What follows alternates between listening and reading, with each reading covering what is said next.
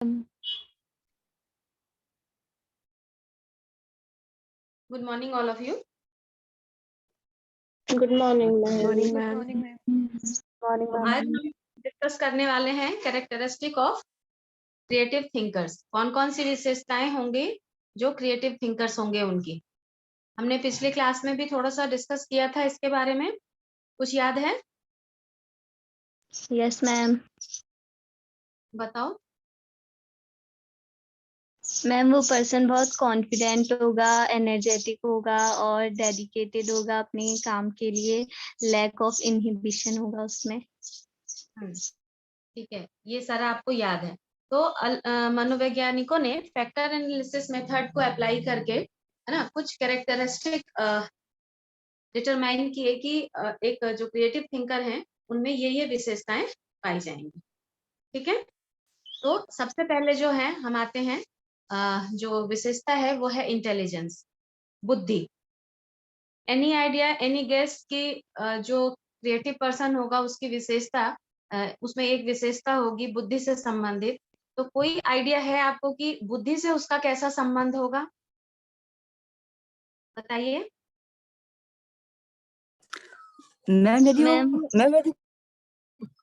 मेरी सोच विचार करने की क्षमता है जिसके मैं मेरे को इसकी सोच विचार क्या संबंध होगा उसका?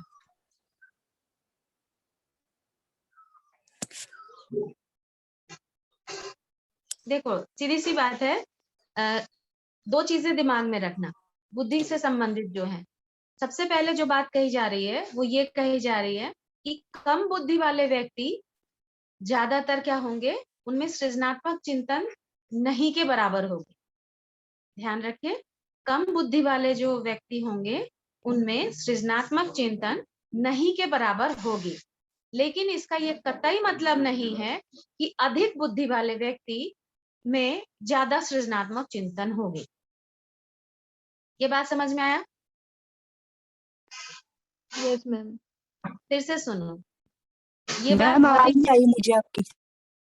आप ना कनेक्टिविटी एरिया में पहुंचो। यहाँ बच्चों को तो आ रही है, आपका कुछ नेटवर्क का इशू होगा बेटा। आंचल, आवाज आ रही है बेटा? Yes ma'am. हाँ, ठीक है। यहाँ एक अभी दो बातें कही है मैंने। पहली बात ये कही कि जो कम बुद्धि वाले व्यक्ति हैं उनमें सृजनात्मक चिंतन नहीं के बराबर होती है, परंतु इसका यह मतलब नहीं है कि सभी अधिक बुद्धि वाले व्यक्ति में सृजनात्मक चिंतन हो ही। ये क्लियर हो गया? इससे ये बात तो जरूर साबित होती है कि बुद्धि और सृजनात्मकता के बीच में जो धनात्मक सहसंबंध दिखाई देता है, पॉजिटिव कोरिलेशन दिखाई देता है।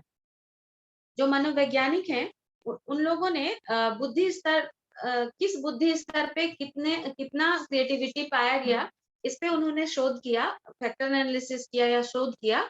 उसमें ये पाया कि 100 से 120 जो बुद्धि लब्धि थी, इंटेलिजेंस क्वोशिएंट था, उसने वहां पे सृजनात्मकता और बुद्धि के बीच में सकारात्मक सहसंबंध देखा गया, पॉजिटिव कोरिलेशन पाया गया। कितने से कितने के बीच में? 100 से 120 के बीच में क्या पाया गया? पॉजिटिव कोरिलेशन पाया गया। ठीक है, अब इस स्तर तक बुद्धि बढ़ने से सृजनात्मकता भी बढ़ती है और बुद्धि कमने से सृजनात्मकता भी क्या हो जाती है? कम हो जाती है। ठीक है, जैसे बुद्धि लब्धि का अगर स्तर 140 या इससे भी ऊपर होगा तो क्या होगा? व्यक्ति में अब क्या होगा इससे अब ऊपर अगर हम गए, ठीक, ऊपर जाएंगे तो भी और नीचे आएंगे। यानी कि उन्होंने कहा कि 100 से 120 में सकारात्मक सहसंबंध दिखा। तो इस जो टारगेट है इंटेलिजेंस क्वोशिएंट का, इससे ऊपर और नीचे जो सहसंबंध था उसमें कमी पाई गई। ठीक, क्लियर है ये पॉइंट? आंचल, यस मैम। क्लियर है बेटा? जी मैम क्लियर है। तो इससे क्या बात सामने आई कि मैम सृजनात्मक चिंतन के लिए बुद्धि का एक साधारण स्तर, साधारण स्तर का मतलब हो गया कि एक मॉडरेट लेवल जो है बुद्धि का, वह क्या है? मॉडरेट लेवल बुद्धि का क्या है? जरूरी है। ठीक है, क्रिएटिव थिंकिंग के लिए जो एक बुद्धि लब्धि का एक साधारण स्तर, मॉडरेट स्तर जरूरी है।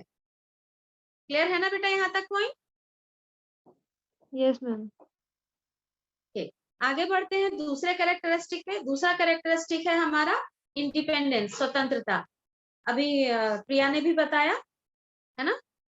स्वतंत्रता का मतलब यहाँ पर क्या है कि जो सृजनात्मक विचारक होंगे, थिंकर होंगे, उनके जो विचार होंगे, थॉट्स होंगी और क्रियाएं होंगी, उनमें स्वतंत्रता देखी गई है। स्वतंत्रता का मतलब यहाँ इससे है कि जरूरी नहीं है कि उनके द्वारा किया गया कार्य किसी के कार्य से मिलता जुलता हो, या उनके उनके जो थॉट्स हैं वो किसी से मिलते जुलते हों।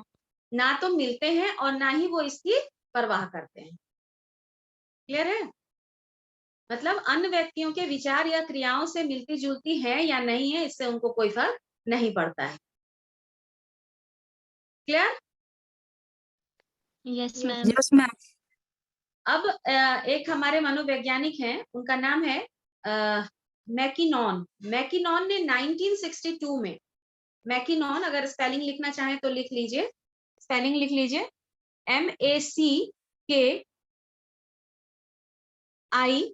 MACKINNON, McKinnon.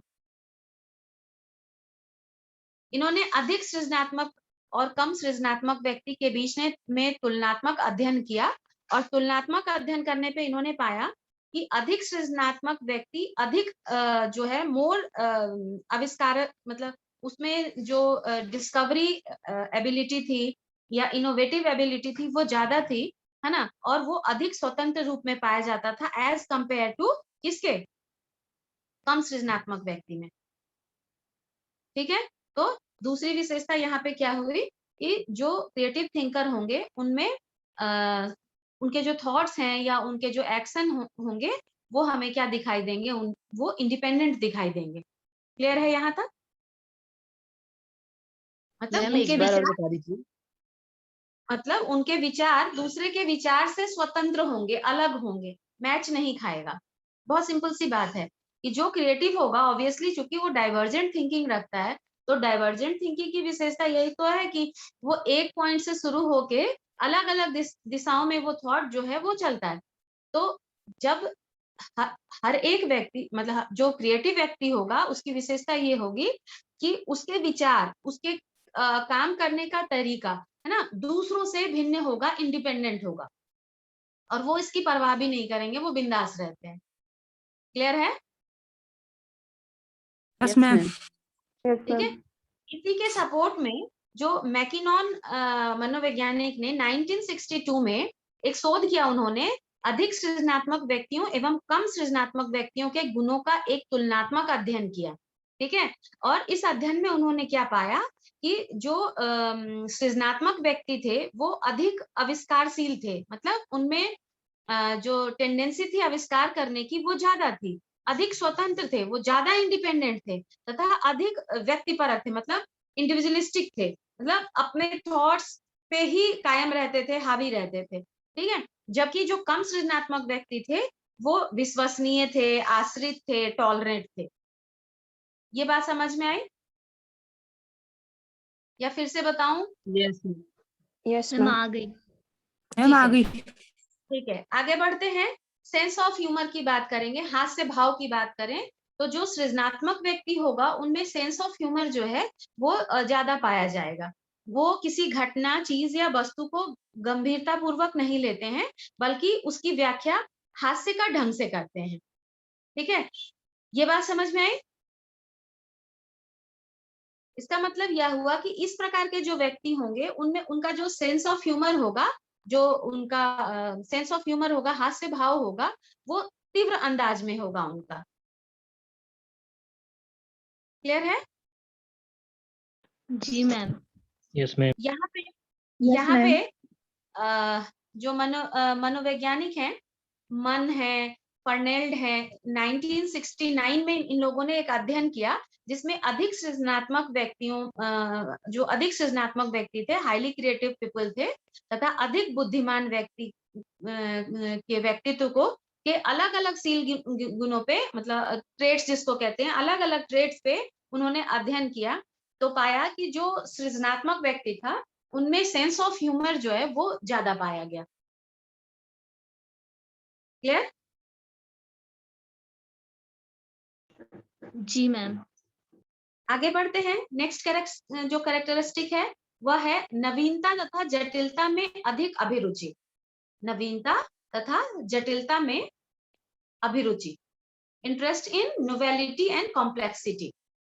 हम जब कैरेक्टरिस्टिक पढ़ रहे थे क्रिएटिविटी का, तो उसमें हमने क्या कहा था कि मौलिक होना चाहिए, डिस्कस किया था। क्या होना चाहिए?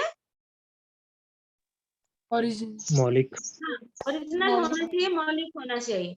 तो जो क्रिएटिव पर्सन होंगे, क्योंकि क्रिएटिविटी की प्रक्रिया में उसके विशेषता है कि वो ओरिजिनल होना चाहिए, है ना। तो यहाँ जो इंडिविजुअल होगा, जिसमें जो क्रिएटिव इंडिविजुअल होगा, उनको जो नोवेलिटी है, नए तरीके से किसी काम को करना, नई चीजों को ढूंढना, नई चीजों को सीखना की टेंडेंसी देखी गई है उनमें। साथ में वो चीजों को साधारण तरीके से करने में विश्वास नहीं रखते हैं, वो चीजों में कॉम्प्लेक्सिटी को पसंद करते हैं। मतलब जो काम बहुत आसानी से हो जाए वो उन्हें पसंद नहीं आएगा। वो क्रिएटिव हैं तो वो कॉम्प्लेक्सिटी को पसंद करते हैं, चीजों में उलझते हैं, और जो उलझेगा वही उस चीज को कवर अप कर पाएगा। तो जो हमारी चौथी विशेषता थी कि जो क्रिएटिव पर्सन होंगे उनमें क्या होगा, इंटरेस्ट किसमें होगा? नोवेलिटी और कॉम्प्लेक्सिटी में होगा। क्लियर है? किसी को कोई दिक्कत है? मतलब वो किसी भी समस्या के किसी रूढ़िवादी सॉल्यूशन, जिसको कहते हैं ना कंजर्वेटिव जो सॉल्यूशन है, उस पे बिलीव नहीं करते हैं। उस समस्या के समाधान का उनका एक अपना ही अनोखा तरीका होगा। यहाँ अब समझ में आया? Yes ma'am. ठीक है, नेक्स्ट पे आ जाते हैं कि जो क्रिएटिव पर्सन होंगे वो सेल्फ असर्टिव होंगे और डोमिनेंस होगा उनमें। हमने पीछे भी पढ़ा है। सेल्फ असर्टिव का मतलब क्या होगा? स्वग्राही होंगे और उनमें डोमिनेंस होगा, यानी प्रबलता की भावना उनमें ज्यादा होगी। यानी कि वो सेल्फ असर्टिव का मतलब होगा कि ऐसे व्यक्ति अपने विचारों को खुलकर अभिव्यक्त करते हैं और तनिक भी, मतलब थोड़ा भी इस बात की परवाह नहीं करते हैं कि इस विचार से लोग उनकी हंसी उड़ाएंगे या ये सही नहीं है, ये सब कुछ नहीं सोचते हैं, क्योंकि वो डोमिनेंट होते हैं और अपनी बातों की प्रभुता रखते हैं और अपने ही लॉजिक को मतलब चीजों को लॉजिकली अपने ही ढंग से सर्व करते हैं। तो ऐसे व्यक्ति जो क्रिएटिव होंगे वो सेल्फ असर्टिव भी होंगे और डोमिनेंट भी होंगे। जैसे कि हास्य भाव है, तो कुछ भी बोलना है उनको तो वो बिंदास होके बोलेंगे, ऐसा वो बिल्कुल ही नहीं सोचेंगे कि लोग क्या सोच रहे हैं। ठीक है ना? ये विशेषता उनमें जरूर होगी। अपने में ही बंधे हुए नहीं रहेंगे। एडलर में भी देखा था ना, जो व्यक्तित्व उन्होंने बताया था कि अपने सराउंडिंग में एक सेल बना लेते हैं, उसी में उलझे रहते हैं, ऐसा कुछ नहीं होगा। क्रिएटिव पर्सन बिंदास होता है। ठीक है, नेक्स्ट आ जाते हैं। हमारा जो पॉइंट है, लास्ट पॉइंट है, दमन का कम से कम प्रयोग करते हैं, मतलब less use of suppression. Less use of suppression. Daman actually suppression कहते किसको है? कौन बताएगा? सुना है ये word? Yes ma'am. Yes ma'am. हाँ, मनीष बताओ तो, कोई आइडिया है सप्रेशन के बारे में? मैम अपने विचारों को जबरदस्ती थोपना किसी पे। नहीं, थोपना नहीं, सप्रेस्ड हो जाना। मतलब कि जो उनके विचार है ना, जो आइडियाज हैं, उनका वो दमन कर लेते हैं। दमन कहने का मतलब है कि वो अपने छोड़ देते। अनकंशस में भेज देते हैं। मतलब कि अरे छोड़ो, हटाओ, मुझसे नहीं होगा, अरे नहीं करना यार, मतलब उसका सामना ही नहीं करना है उनको खुल के। ठीक है, सप्रेशन। तो जो क्रिएटिव होंगे ना, उनमें सप्रेशन तो होगा ही नहीं। वो चीजों को खुल के करना, अपने ही तरीके से प्रेजेंट करना, प्रभावी ढंग से करना, नए तरीके से करना, है ना, कॉम्प्लेक्सिटी से करना, इन चीजों में ज्यादा बिलीव करते हैं। इसमें सप्रेशन तो होता ही नहीं है, इसलिए कहा कि least use of suppression. Suppression का यूज तो करते ही नहीं।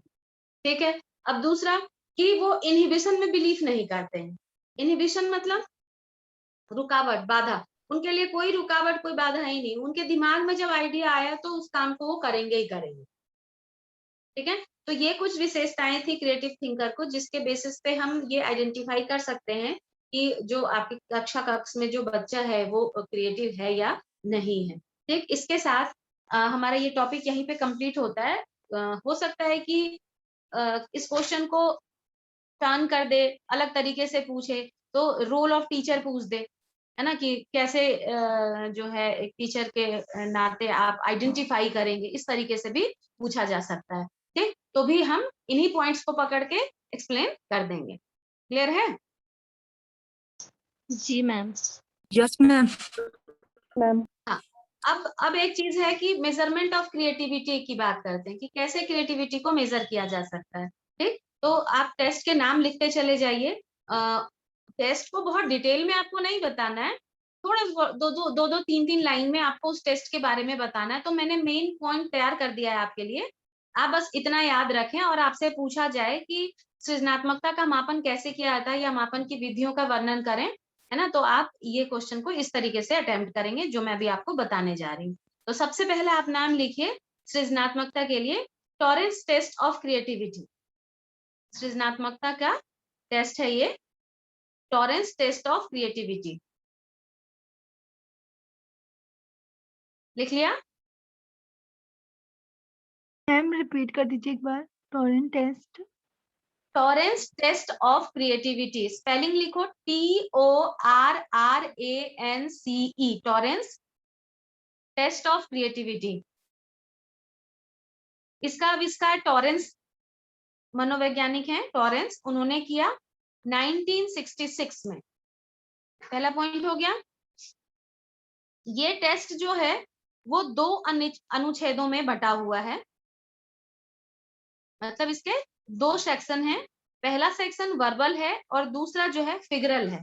मतलब ये जो टेस्ट है बुकलेट, टेस्ट बुकलेट है ना, इस टेस्ट बुकलेट को 2 भागों में बांटा गया है। एक जो हाफ पोर्शन है वो वर्बल क्वेश्चन से है और दूसरा हाफ पोर्शन जो है वो फिगरल है, मतलब चित्रों के माध्यम से प्रेजेंट किया गया है। ठीक है, इस परीक्षण में जो आइटम है, जो क्वेश्चन दिए गए हैं, उसके प्रति जो उत्तर का आधार है, उसमें सृजनात्मकता के 3 तत्वों को शामिल किया गया है। मतलब जो प्रश्न बनाए गए हैं इसमें, उसमें हमने एलिमेंट ऑफ क्रिएटिविटी पढ़ा था पहले, फ्लुएंसी एंड ऑल पढ़ा था, याद है? Yes ma'am. कौन कौन से बताए थे, बताओ कौन कौन से बताए थे? मैम फ्लुएंसी, फ्लेक्सिबिलिटी, ओरिजिनलिटी और इलैबोरेशन। ठीक है, तो ये जो एलिमेंट्स हैं, तो इस वाले परीक्षण में 3 तत्वों को शामिल किया गया। पहला लिया गया फ्लेक्सिबिलिटी, लचीलापन, ओरिजिनलिटी, मौलिकता, और फ्लुएंसी। 3 तत्वों का मापन किया जाता है कि कोई जो बच्चा है उसकी क्रिएटिविटी को मेजर किया जा रहा है। तो उस क्रिएटिविटी को मेजर करने में जो 3 जो एलिमेंट हमने पढ़े, उनमें से ये 3 को कवर करता है। कौन कौन से हैं? फ्लेक्सिबिलिटी, ओरिजिनलिटी और फ्लुएंसी। ठीक है, और इस परीक्षण का जो निर्माण है उस क्यों किया गया है, तो जो किंडरगार्टन स्टेज होती है बच्चों की, वहां उसमें कितनी क्रिएटिविटी है बच्चों में, उसको मापने के लिए इस टेस्ट का निर्माण किया गया है। ठीक है, 3 से 4 लाइन बस। क्लियर है? पहली बात क्या कही कि Torrance test of creativity Torrance ने कब दिया है? 1966 में दिया है। 2 भागों में बटा है हमारा टेस्ट, है ना। कितने भागों में बटा है? 2 भागों में बटा है। पहले भाग में जो प्रश्न है, एकांश है, वो किस फॉर्म में है? वर्बल फॉर्म में है। और दूसरे भाग में जो टेस्ट है वो किस फॉर्म में है? वो फिगरल फॉर्म में है। ठीक है, क्रिएटिविटी के 3 एलिमेंट की ये जांच करता है, ओरिजिनलिटी, फ्लेक्सिबिलिटी और फ्लुएंसी की जांच करता है। और इस परीक्षण का निर्माण किंडरगार्टन अवस्था में बच्चों की सृजनात्मकता के मापन के लिए बनाया गया है। याद हो गया होगा मेरे ख्याल से। Yes ma'am. ठीक है, नेक्स्ट आ जाइए आप, remote associate test. Remote associate test, इस परीक्षण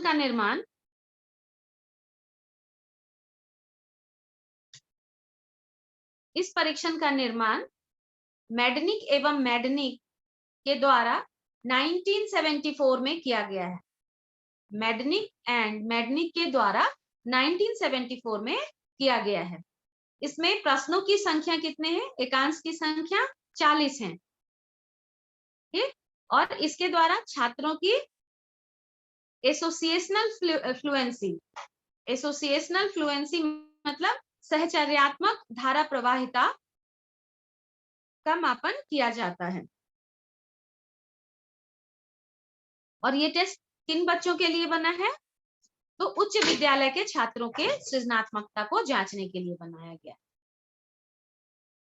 ठीक है, कौन सा टेस्ट हुआ ये? रिमोट एसोसिएशन टेस्ट, जिसका निर्माण मेडनिक एंड मेडनिक ने 1974 में किया। इसमें प्रश्नों की संख्या कितनी है? 40 है। और इनमें क्रिएटिविटी के कौन से गुण का मापन होता है? एसोसिएशनल फ्लुएंसी की का मापन होता है। और यह टेस्ट किसके लिए बनाया गया है? उच्च विद्यालय के छात्रों के लिए। क्लियर है? 2 हो गए हमारे। तीसरे पे आ जाइए। असामान्य प्रयोग परीक्षण, असामान्य प्रयोग परीक्षण।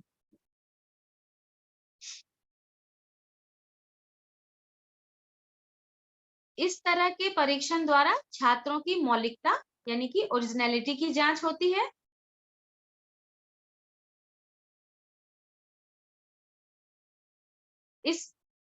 इसमें क्या है? छात्रों को कुछ सामान्य शब्द, कॉमन वर्ड दे दिए जाते हैं और उसे प्रत्येक शब्द के जितने प्रयोग वे बता सकते हैं, हर शब्द का वो जितना भी प्रयोग बता सकता है उसे बताने को कहा जाता है। ठीक, इसके बाद उनके द्वारा दिए गए उत्तरों का इवैल्यूएशन, मूल्यांकन किया जाता है। मूल्यांकन करते समय उन उत्तरों को अलग अलग छांट लिया जाता है। जो एप्रोप्रिएट होते हैं और जो कम बार दोहराए गए होते हैं उनको छांट लिया जाता है। ऐसी अनुक्रियाएं और उत्तर जितनी ही अधिक संख्या में व्यक्ति द्वारा दिए जाते हैं उसे उतना ही अधिक सृजनात्मक माना जाता है। ठीक है, यानी कि उसका जो आंसर दिया उसने, उस आंसर को क्या करते हैं? हम सेपरेट कर लेते हैं और उन उत्तरों को छांट लेते हैं जो ज्यादा एप्रोप्रिएट लग रहा था। ठीक है, और कम बार प्रयोग किया गया था। उसके आधार पे ही हम उसके सृजनात्मकता का मापन करते हैं। अब वो जब टेस्ट बुकलेट है, टेस्ट बुकलेट आपको क्लास में दिखाया गया था कि एक बुकलेट होता है, उसमें सारे इंस्ट्रक्शन होते हैं, है ना, कि कैसे उस टेस्ट को कंडक्ट करना है, से लेकर किस एज ग्रुप के लिए बना है, स्पीड टेस्ट है, पावर टेस्ट है, सारी डिटेल्स वहां पे होती है। कैसे उस परीक्षण का हम एडमिनिस्टर करेंगे, कैसे उसको कैलकुलेट करेंगे, कैसे हम वो वैल्यू निकालेंगे, वो सारी चीजें उस टेस्ट जो बुकलेट है उसके मैनुअल में लिखा होता है। तो अगर आपको याद नहीं है तो अभी जब ऑफलाइन क्लासेस स्टार्ट होंगी तो आपको दोबारा से वो टेस्ट बुकलेट दिखा दिया जाएगा। ठीक है, आगे बढ़ते हैं। नेक्स्ट है हमारा परिणाम परीक्षण, consequence test, consequence test of creativity.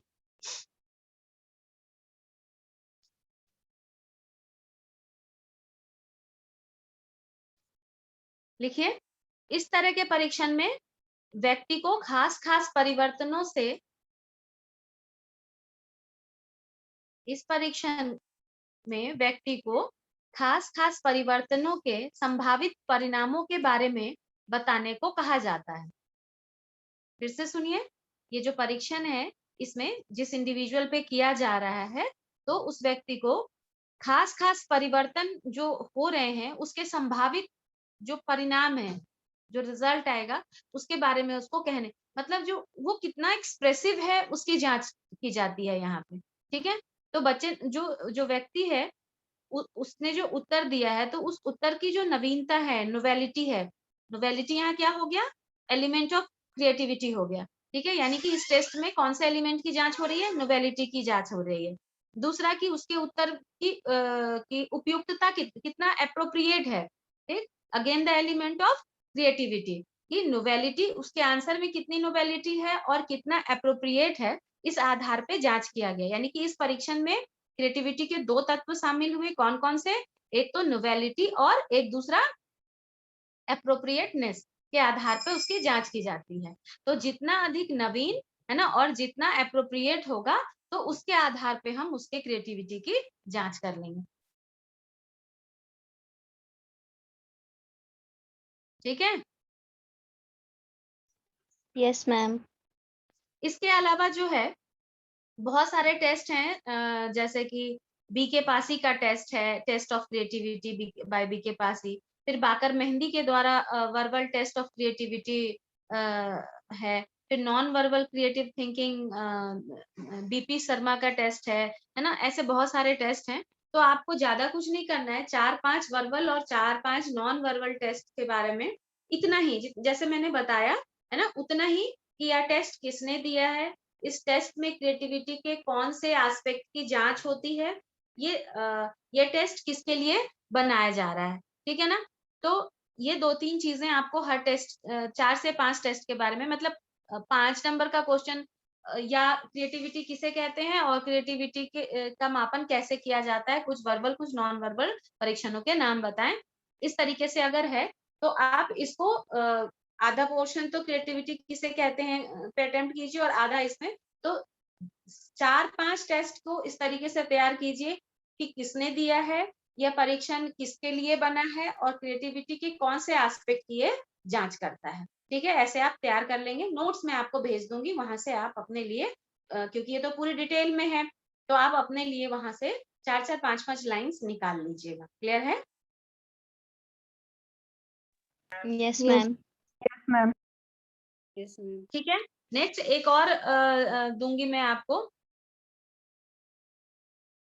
मुझे लग रहा है सर का टाइम हो गया, क्लास टाइम हो गया है, तो आज मैं आपको ये सारे नोट्स सेंड कर देती हूँ, ठीक है। किसी को कुछ पूछना है, किसी को कोई दिक्कत है? No ma'am. ठीक नो है। तो मैम। आज हमारा क्रिएटिविटी वाला चैप्टर यहीं पे खत्म होगा। कल हम नए टॉपिक से, इसके बाद नेक्स्ट यूनिट नेक्स्ट जो है हमारा वो क्या है, कौन सा टॉपिक है बेटा क्रिएटिविटी के बाद? मेमोरी। मेमोरी है। Intelligence ma'am. इंटेलिजेंस या मेमोरी है? मेमोरी। ठीक है, तो नेक्स्ट चैप्टर हम स्टार्ट करेंगे। यहाँ पे आप एक और आंसर तैयार करिएगा। कभी पूछ सकते हैं आपसे कि क्रिएटिविटी की टीचिंग संभव है या नहीं है, ठीक है। तो उसका आंसर कैसे तैयार करना है, या रोल ऑफ टीचर क्या है क्रिएटिविटी इनहांस करने के लिए। तो आंसर्स को इधर उधर घुमा के भी आप लिख सकते हैं, कंटेंट इतना ही है आपके पास, ठीक।